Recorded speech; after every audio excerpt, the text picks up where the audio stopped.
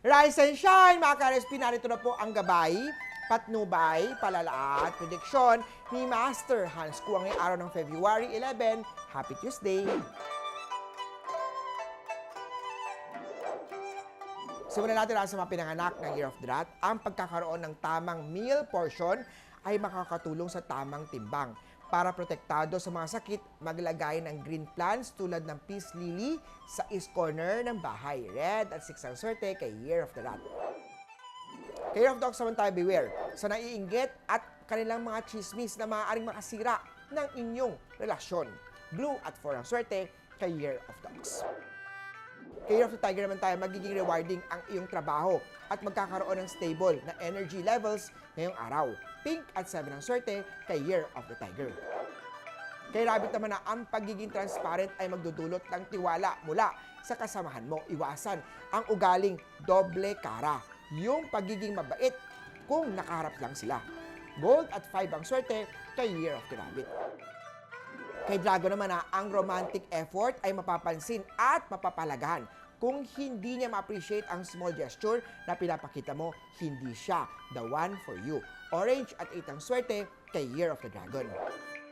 Kay Snake naman tayo, lumalamig na ang pag-ibig dahil sa madalas na hindi pagkakaintindihan. May disturbances sa harmonious energy ng bedroom energy mo. Use pink or red bedsheet ngayong Valentine's Day to enhance intimacy and romance. Ipa-feng shui, magpa-love tarot reading kay Master Hans Kua. Green at 1 ang swerte kay Year of the Snake.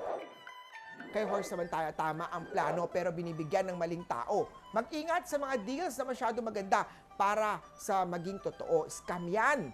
Same goes sa relationship. Kilalaning maigi mabuti bago makipag-date. Silver at 9 ang swerte kay Year of the Horse. Kay Goat naman tayo, mag-ingat sa pagdududa na maaaring magdulot ng conflict. Kung walang ebidensya, quiet ka na lang muna. Yellow at 6 ang swerte kay Year of the Goat. Kay Monkey naman na ang pagiging patience ay magdadala ng harmony sa inyong relasyon. Burn lavender incense to purify the energy in your love, life, and bring clarity sa relasyon. Green at 1 ang swerte kay Year of the Monkey. Kay Rooster naman tayo, ang pagiging consistent ay magdudulot ng matibay na relasyon dahil sa mutual respect. Red at 4 ang swerte kay Year of the Rooster.